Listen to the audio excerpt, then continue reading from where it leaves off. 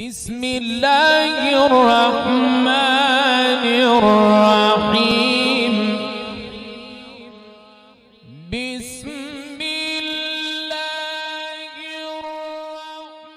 بسم اللہ الرحمن الرحیم الحمد للہ رب العالمین الصلاة والسلام علی خاتم النبیین وآلہ الطیبین الطاہرین المعصومین اللہم صلی علی محمد وآل محمد۔ سورۃ قدر کا بنیادی موضوع لیلۃ القدر کی اہمیت اور اس کی خصوصیات کا بیان ہے، اس لیے بسم اللہ الرحمن الرحیم کا ترجمہ بھی اس کے مطابق یہی ہوگا کہ میں لیلۃ القدر کی خصوصیات اور اہمیت کا بیان شروع کرتا ہوں اللہ کے نام سے جو رحمان و رحیم ہے۔ اس کی سب سے پہلی خصوصیت یہ ہے کہ اس میں قرآن مجید نازل کیا گیا ہے۔ انا انزلناہ فی لیلۃ القدر، ہم نے لیلۃ القدر میں قرآن مجید کو نازل کیا ہے۔ یہ لیلۃ القدر ظرف ہے جس میں قرآن مجید نازل کیا گیا ہے۔ یہ ظرف زمان بھی ہو سکتا ہے اور مکان بھی ہو سکتا ہے۔ زمان کے حوالے سے ہم جانتے ہیں کہ یہ لیلۃ القدر ماہ مبارک رمضان میں ہے، چونکہ یہاں بھی کہا گیا کہ لیلۃ القدر میں نازل کیا ہے، پھر کہا کہ شہر رمضان الذی انزل فیہ القرآن، کہ ہم نے قرآن مجید کو نازل کیا ہے شہر رمضان، رمضان کے مہینے میں۔ اس کا مطلب یہ ہے کہ یہ لیلۃ القدر ماہ مبارک رمضان میں ہے۔ اب یہ کون سی تاریخ ہے؟ کہا گیا ہے کہ آخری عشرے میں ہے۔ پھر اس کے حوالے سے زیادہ روایات کو اگر دیکھا جائے تو 19، 21 اور 23 کی شب، اور زیادہ پھر 23 کی شب کی طرف روایات جاتی ہیں۔ یہ زمان ہوا، لیکن مکان بھی ہے۔ مکان جہاں پہ یہ قرآن مجید نازل ہوا ہے، اور وہ مقام کیا ہے؟ وہ مقام قلب رسول ہے۔ نزل بہ الروح الامین علی قلبک، کہ روح الامین اس قرآن مجید کو لے کے تیرے قلب پہ نازل ہوا ہے۔ اس کا مطلب یہ ہے کہ جس زمان میں یہ قرآن مجید نازل ہو وہ بھی لیلۃ القدر ہے، اور جس مکان میں یہ قرآن مجید نازل ہوا جو کہ قلب مبارک رسول اکرم ہے وہ بھی لیلۃ القدر ہے۔ اس لیے اس لیل اور اس رات کی ایک خصوصیت نزول قرآن کی ہے۔ پھر کہا گیا کہ وما ادراک ما لیلۃ القدر، یہ ایک جس کو کہتے ہیں کہ انسان کو توجہ دلانا ہو، ہوشیار کرنا ہو، تنبیہ کرنا ہو کہ تمہیں کیا معلوم کہ لیلۃ القدر کیا ہے۔ اس کا مطلب یہ ہے کہ کوئی اہم ترین چیز بیان ہو رہی ہے، اس لیے توجہ دلانے کے لیے کہا گیا کہ تمہیں نہیں معلوم، تم کیا ادراک کرو، تم کیا معلوم کرو، تمہیں کیا معلوم کہ لیلۃ القدر کیا ہے۔ اب اس کا جواب دینے کہ جب باری آئی تو کہا کہ لیلۃ القدر خیر من الف شہر، کہ یہ ایک رات 1000 مہینوں سے زیادہ بہتر ہے۔ یہ 1000 مہینے سے زیادہ بہتر کا مطلب یہ نہیں ہے کہ 1001 مہینے ہو جائیں تو پھر لیلۃ القدر کم ہو جائے گی۔ یہ بنیادی طور پہ عربوں کے پاس الف یعنی 1000 سے زیادہ کوئی نمبر نہیں تھا، کوئی عدد نہیں تھا، آج تک تقریباً ایسا ہی ہے۔ ہمارے ہاں بھی عموماً پرانے ادوار میں جو سادہ لوگ ہوتے تھے وہ 20 سے زیادہ گنتی نہیں آتی تھی ان کو، تو 100 کو بھی 5 20 کہتے تھے۔ اسی طرح سے عرب میں بھی ایک عدد ہے، مثلا ہم اردو میں یا سندھی میں کھرب کے بعد ہمارے پاس جو ہے اور کوئی عدد کا نام نہیں ہے۔ عرب ہے، پھر کھرب ہے، کھرب کے آگے پھر ہمارے پاس جو ہے کوئی نام نہیں ہے، عدد نہیں ہے۔ تو ہر زبان میں کہیں نہ کہیں آ کے ایک عدد پہ نام جو ہے وہ ختم ہو جاتا ہے، آگے پھر نام نہیں ہوتا۔ عربوں میں اس دور میں بھی اور آج بھی 1000 سے زیادہ کوئی عدد نہیں تھا، یعنی 1000 سے زیادہ کوئی عدد نہیں تھا۔ جیسے ہمارے ہاں لاکھ ہے، ان کے پاس لاکھ نہ پہلے کوئی اس طرح کا عدد تھا نہ آج کوئی ہے۔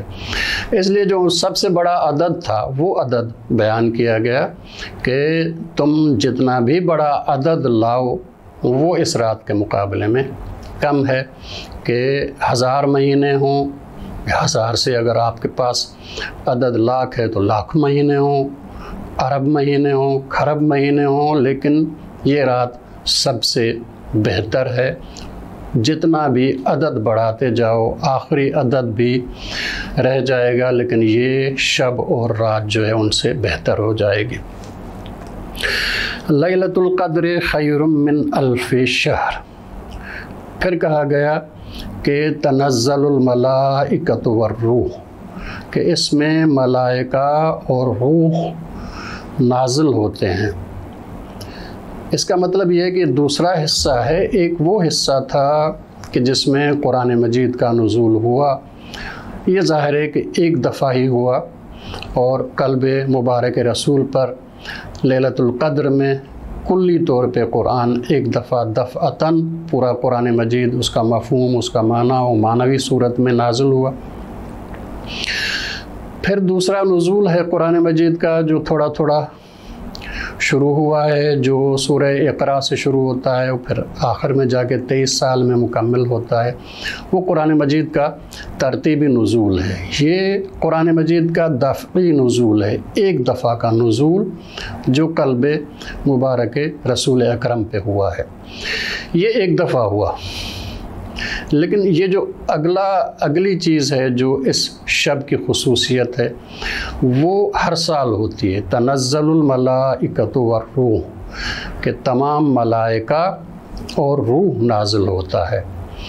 یہ الملائکہ اور پھر روح، بہت سے لوگوں نے کہا ہے کہ روح سے مراد یہاں پہ جبریل ہے، لیکن چونکہ جبریل بھی ملائکہ میں آ جاتے ہیں، اس لیے یہاں روح سے مراد ایک اور درجہ ہے کہ جو روح اقدس رسول اکرم صلی اللہ علیہ وآلہ وسلم کا ہے، جس کو روح القدس بھی کہتے ہیں، اور روح القدس کا بھی کامل ترین درجہ جو رسول اکرم کے پاس ہے، یہ اس کی بات ہو رہی ہے کہ ملائکہ اور روح نازل ہوتے ہیں۔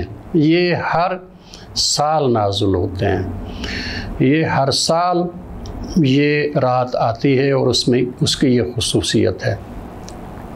اب ظاہر ہے کہ رسول اکرم صلی اللہ علیہ وآلہ وسلم جب تھے تو یہ ملائکہ اور روح ان کے پاس نازل ہوتے تھے، لیکن رسول اکرم کی وفات کے بعد بھی نازل ہوتے ہیں۔ اس کا مطلب ہے کوئی شخصیت ہے کہ جو اسی روح کی مالک ہے اور اس پہ یہ ملائکہ نازل ہوتے ہیں۔ یہ امیر المومنین سے لے کر آخری امام تک یہ وہ شخصیات ہیں کہ جن کے پاس وہی روح القدس جو رسول اکرم کا تھا وہ ان کے پاس ہے، اور اسی روح القدس پہ یہ سارے ملائکہ نازل ہوتے ہیں، اس لیے یہ ہر سال ہوتا ہے۔ تنزل الملائکۃ والروح فیہا، اس رات میں، بِإِذْنِ رَبِّهِمْ مِنْ كُلِّ أَمْرٍ، یہ نازل تو ہوتے ہیں تمام امور لے کر، حکم خدا سے، قوت خدا سے، طاقت خدا سے۔